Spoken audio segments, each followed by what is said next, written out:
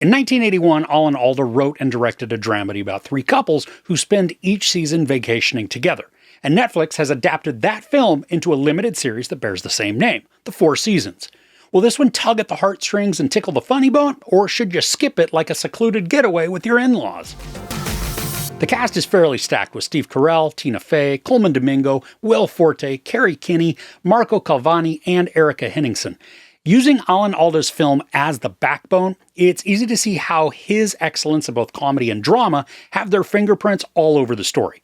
This sits squarely in the dramedy genre, at times creating fits of chuckles, and other times taking our breath away through shock.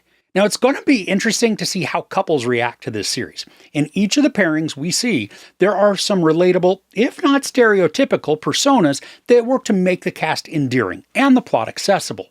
And don't hear me say that you have to be in a relationship to appreciate or enjoy this.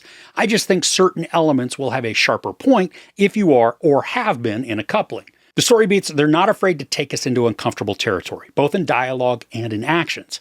There are sections of the episodes that don't bring reprieve from the uneasiness, allowing us to stew in the emotions that the situations are creating.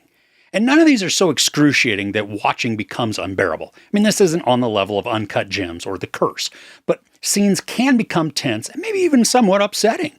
And then, after we've experienced some lows with the couples, we're then lifted out of the gloom and treated to witty conversations or heartwarming moments.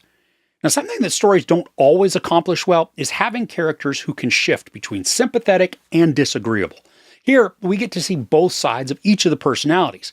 And even though the characters do take on stereotypical personas, they definitely showcase the good and the bad, giving the characters just one more layer of relatability. I found myself enthralled with each of the characters, and even when I wasn't grooving with one of them, I was still hooked within the story and their relational progress.